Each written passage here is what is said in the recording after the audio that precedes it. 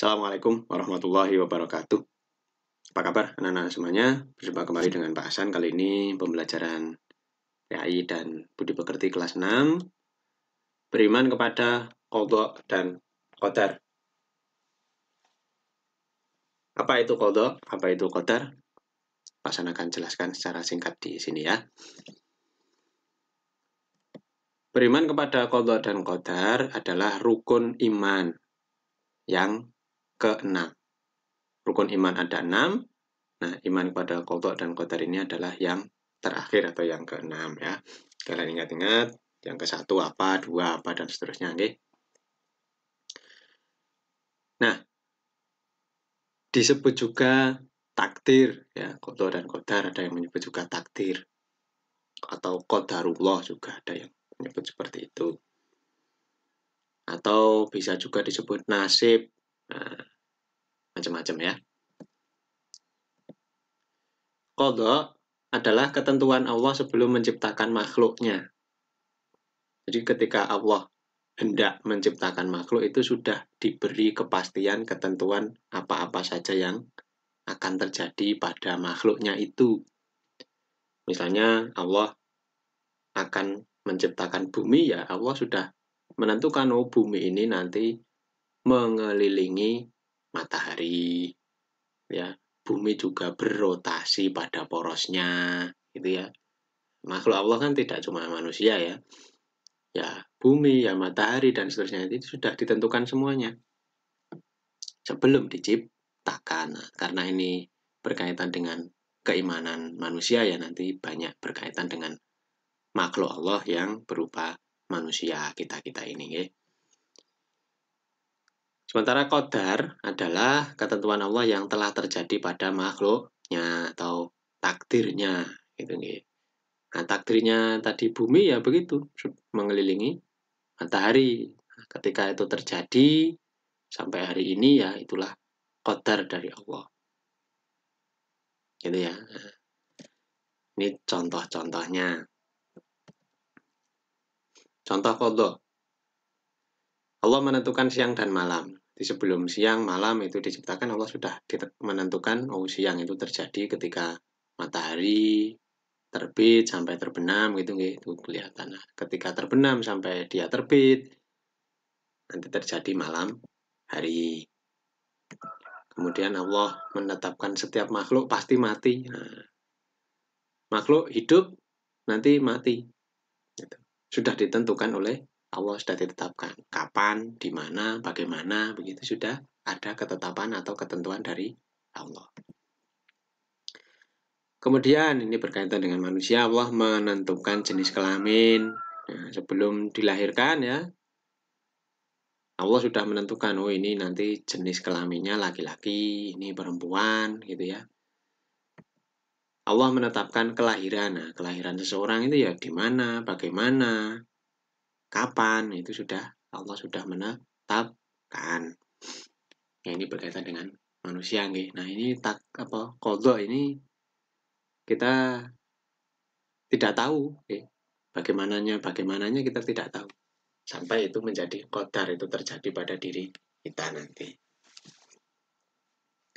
Nah, ketetapan Allah yang berupa qadha seperti ini sudah Allah tetapkan di Lauh Mahfuz di zaman azali sebelum semuanya diciptakan oleh Allah. Allah sudah menulisnya di Lauh Mahfuz, ya, sudah ditentukan.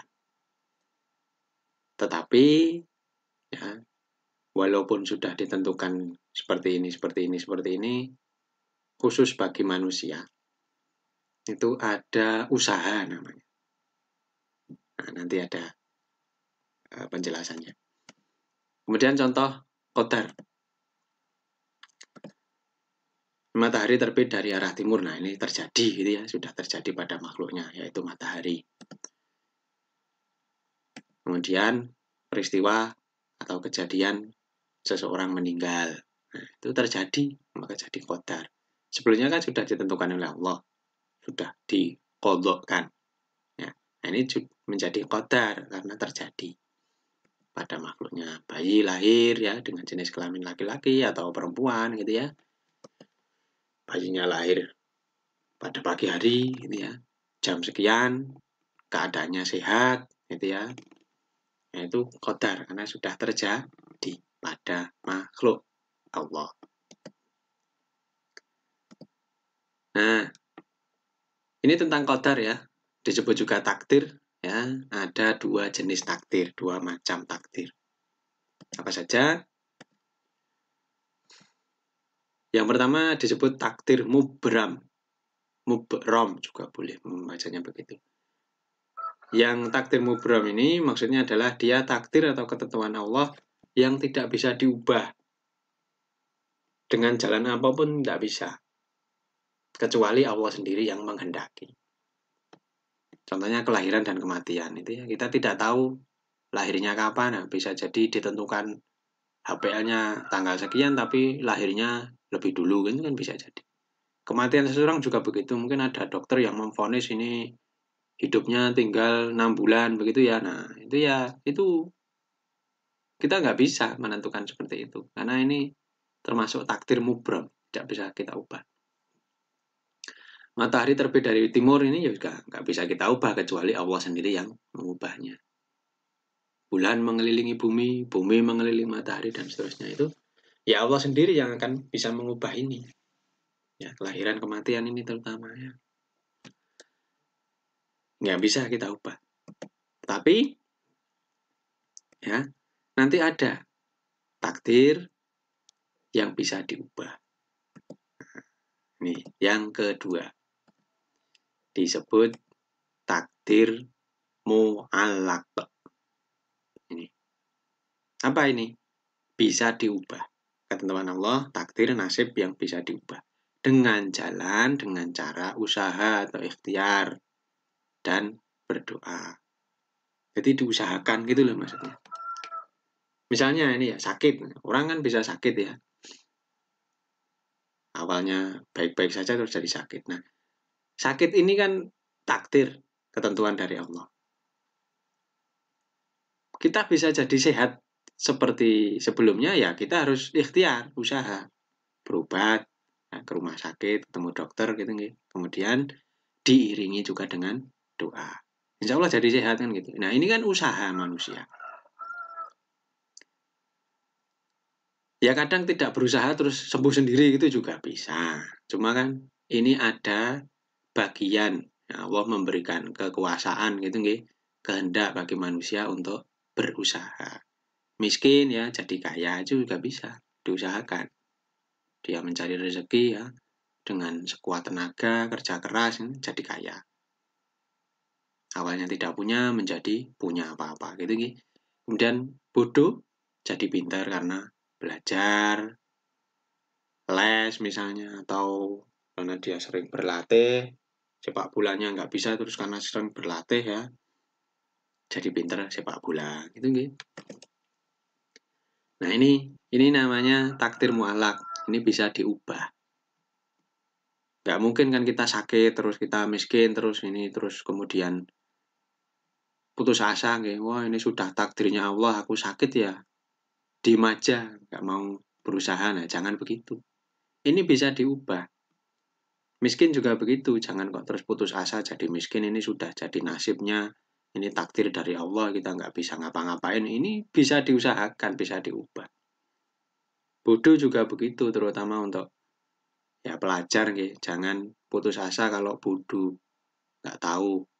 Ini bisa kita usahakan ya belajar yang rajin, banyak membaca, berlatih, nanti jadi pinter, jadi pandai. Gitu ya. Jangan putus asa. Terus pikirannya kok ini sudah takdir, ini qadarullah. Bukan, ini yang bagian yang bisa diusahakan, bisa diubah. Itu ya. Nah, yang terakhir ini tentang hikmah atau manfaat dari iman kepada qada dan qadar, bagaimana kita menghadapinya gitu nggih. Yang pertama, karena kita sudah mengetahui ya keimanan kita, keyakinan kita adanya qada dan qadar dari Allah, ya hati kita jadi tenang. Ketenangan itu karena kita berprasangka baik kepada Allah, jangan sampai karena nasib kita jelek kemudian kita berprasangka buruk juga kepada Allah. Jangan, nanti hatinya malah tidak tenang, khawatir terus, cemas terus, kayak gini begitu. berprasangka baik saja karena Allah itu Maha Pengasih ya, Maha Penyayang. Pasti mengasihi makhluknya, menyayangi makhluknya. Ini juga mendorong semangat menjalani kehidupan, tidak putus asa gitu tadi ya. Nah, karena kita tahu bahwa ada takdir Allah yang bisa kita ubah. Jadi semangat uripe itu, optimis juga ya, menghadapi kenyataan, optimis ya, semangat terus gitu. Pasti bisa. Nah, gitu ya. Asalkan itu tadi usaha ya, doa juga. Jangan cuma usaha tok, jangan cuma doa tok. Ya, dua-duanya harus beriringan. Ya, usaha ya berdoa. Tidak mudah putus asa. Nah, ini juga. Terus semakin rajin beribadah. Nah, kita agar ya doa kita terkabul, usaha kita tercapai, sukses itu ya kita harus iringi dengan banyak-banyak beribadah, mendekatkan diri kepada Allah. Semakin kita dekat kepada Allah, semakin nanti Allah memberikan ridho kepada kita, ya doanya dikabulkan. Ini juga menjauhkan diri dari sifat takabur. Takabur itu sombong, ya merasa paling baik, itu enggak, karena yang paling baik ya hanya Allah, gitu ya. Manusia kan sudah ditentukan. Agar kita tidak merasa paling baik ya, karena kita diciptakan misalnya ya paling pinter gitu, dari lahir sudah pinter, terus yang lain tidak ya, jangan takabur, karena itu bisa diusahakan, pinter bodoh itu. Nah, yang ke-8 ini yang paling penting adalah sabar menghadapi cobaan, ya, namanya musibah, yang banjir atau gunung meletus itu kan takdir dari Allah yang menimpa manusia. Nah, kalau kita dapat musibah seperti itu ya sabar, itu cobaan dari Allah, ujian dari Allah, gitu ya. Baik kan anak? Ini tentang qada dan qadar, singkat saja, semoga bermanfaat. Pesan akhiri, Assalamualaikum warahmatullahi wabarakatuh.